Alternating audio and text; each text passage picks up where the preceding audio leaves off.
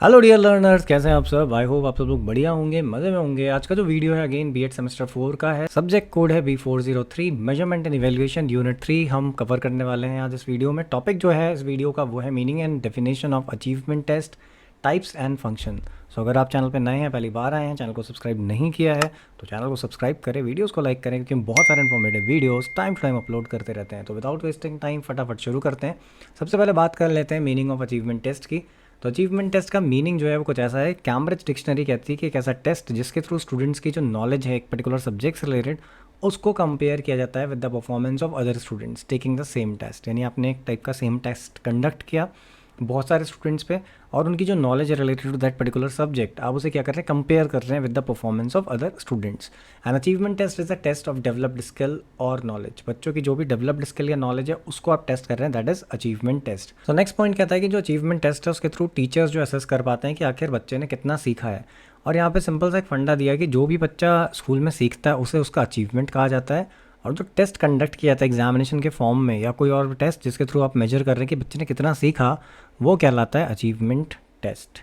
अब ये तो शॉर्ट में था अचीवमेंट टेस्ट क्या है। इसके अलावा अगर डेफिनेशन की बात करी जाए यहाँ पे, तो एक डेफिनेशन रॉबर्ट एल की भी है। उन्होंने कहा था कि an achievement test is one design to measure a students' grasp of some body of knowledge और has proficiency in a certain skill. यानी ये भी सेम चीज़ बोल रहे हैं कि वो एक टाइप का टेस्ट है जो कंडक्ट किया जाता है उसकी नॉलेज को जानने के लिए, उसकी प्रोफिशिएंसी को जानने के लिए कि व्हाट्स एवर ही और शी हैज़ लर्न, कि उसने क्या सीखा है उसको आप जानने के लिए टेस्ट करते हैं, दैट इज़ अचीवमेंट टेस्ट।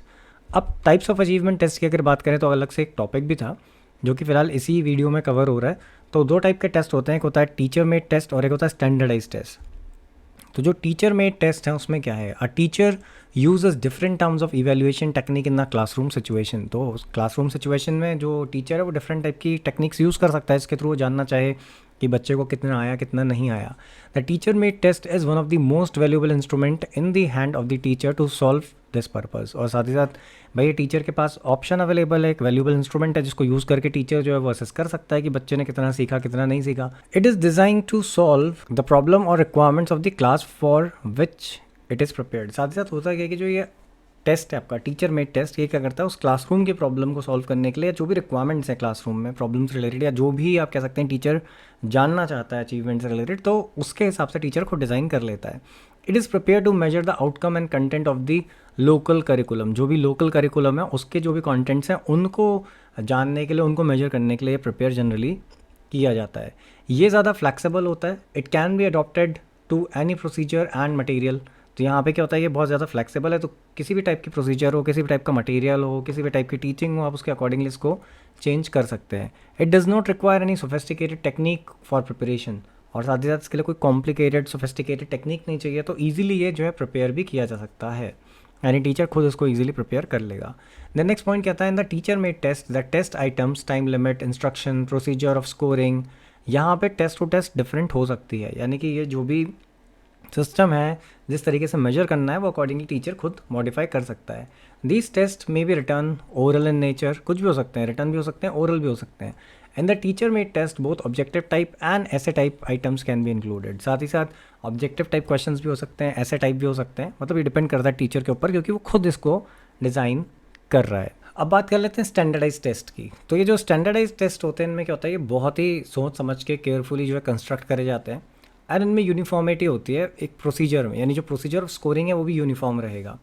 इसकी एडमिनिस्ट्रिंग या एडमिनिस्ट्रेशन जो होता है वो भी प्रॉपर होता है, एंड इंटरप्रेटिंग जो होता है वो टेस्ट रिजल्ट वो भी एक यूनिफॉर्म प्रोसीजर को फॉलो करता है। जैसे कि यूनिवर्सिटी एग्ज़ाम्स हैं, तो अगर मान लेते हैं आपकी कुमाऊं यूनिवर्सिटी एग्ज़ाम करा रही है तो जो पेपर आ रहा है वो सब जगह सेम आएगा।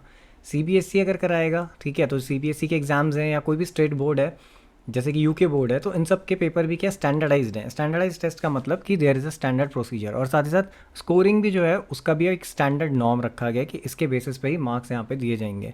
Generally these test are norm reference test and measure the pupils level of achievement in various content. तो यहाँ पे ये क्या होता है, ये नॉर्म बेस्ड होते हैं टेस्ट जिसमें कि बच्चे का अचीवमेंट देखा जा रहा था on the basis of various contents and scale areas by comparing their test performance with the performance of other pupil in the some journal reference group। और साथ ही साथ यहाँ पे कंपैरिजन भी पॉसिबल है।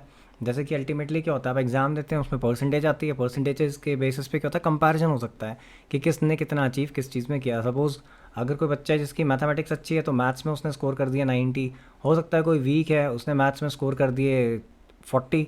तो इन चीज़ों के बेसिस पे आप कंपैरिजन कर सकते हैं कि कौन किस वे में कितना अच्छे तरीके से कुछ कॉन्सेप्ट पे वर्क कर पा रहा है। तो ये स्टैंडर्डाइज टेस्ट है, यानी जिसका अपना एक स्टैंडर्ड सेट होता है, उसके अगेंस्ट मेजरमेंट होगी वो। अब स्टैंडर्ड का मतलब यहाँ पे ये नहीं है कि उसका लेवल क्या है, यहाँ पे सिंपल सा कहने का मतलब है कि against something which it is going to measured, उसके अपने एक डिफाइंड क्राइटेरियाज हैं, तो वो स्टैंडर्डाइज टेस्ट है। देन बात कर लेते हैं functions of achievement test. Achievement test के फंक्शंस क्या हैं? पहला पॉइंट ये आता है to measure whether student possesses the prerequisite skills needed to succeed in any unit or whether the student have achieved the objective of planned instruction। तो एक तो इससे पता चल जाता है आपको सीधे सीधे कि स्टूडेंट्स जो हैं उन्होंने कितना अचीव किया है उन स्किल्स को जो कि नीडेड थी किसी एक पर्टिकुलर यूनिट को कंप्लीट करने के लिए। जैसे मान लेते हैं कि अगर मल्टीप्लिकेशन पढ़ रहे हैं मैथ्स में, तो बच्चे ने कितना सीखा, क्या वो मल्टीप्लिकेशन वाली यूनिट को कंप्लीट कर पा रहा है, क्या उसको मल्टीप्लिकेशन आ गया है, ये सारी चीज़ें जो है इसके थ्रू आपको पता चल जाएंगी। Whether the student have achieve the objective of planned instruction, और या फिर बच्चे ने जो प्लान्ड इंस्ट्रक्शन था उसको अचीव कर लिया है, यानी कि जो भी आपने क्राइटेरिया सेट किया था कि इतनी चीज़ें इसमें पढ़ाई जाएंगी और इतनी चीज़ें आनी चाहिए, तो क्या सारी की सारी चीज़ें उसको आ गई हैं, ये अचीवमेंट टेस्ट जो है वो मेजर करता है। Then to monitor students learning and to provide ongoing feedback to both student and teacher during the teaching learning process। अब क्योंकि अचीवमेंट टेस्ट ओरल भी हो सकता था, यानी है, हमने यहाँ पे पढ़ा था कि वो ओरल भी हो सकता है या फिर वो रिटर्न भी हो सकता है, तो टीचिंग लर्निंग प्रोसेस में टीचर को भी क्लियरली फीडबैक मिल जाता है कि बच्चे ने कितना सीखा। सिमिलर वे में बच्चे को पता चल जाता है कि उसने कितना इस पूरी प्रोसेस में सीखा है। देन थर्ड पॉइंट कहता है to identify students learning difficulties whether persistent और रिकरिंग। उसके थ्रू आपको ये पता चल जाता है कि बच्चे की लर्निंग डिफ़िकल्टीज़ क्या हैं, क्या वो परमानेंट है कि उसको लगातार उस कॉन्सेप्ट में प्रॉब्लम हो रही है, या फिर वो रिकरिंग है। यानी कि सपोज़ आप किसी को डिवीजन सिखाते हैं, ठीक है, आपने किसी को डिवीजन सिखाया और उस बच्चे ने क्या किया, उसको एक दिन डिवीजन आया, नेक्स्ट ईयर फिर भूल गया, या फिर मान लेते हैं उसको इस यूनिट में डिवीजन आ गया लेकिन कुछ आगे बाद टाइम बाद जब भी वो कोई कॉन्सेप्ट सॉल्व कर रहा है डिवीजन से रिलेटेड तो वहाँ पर गड़बड़ियाँ कर रहा है। तो ये सारी चीज़ें आपको वहाँ पे पता चल सकती हैं। एंड लास्ट पॉइंट कहता है टू असाइन ग्रेड्स। बच्चों को ग्रेड्स जो है वो देना, असाइन करना भी अचीवमेंट टेस्ट का एक फंक्शन है। तो ये था अचीवमेंट टेस्ट एंड ये था आज का वीडियो। आई होप वीडियो अच्छा लगा होगा। वीडियो अच्छा लगा तो वीडियो को लाइक करिएगा, अपने फ्रेंड्स के साथ शेयर करिएगा, और चैनल को सब्सक्राइब नहीं किया तो चैनल को सब्सक्राइब करिएगा, क्योंकि हम बहुत सारे informative videos time to time upload करते रहते हैं। Thanks for watching the video.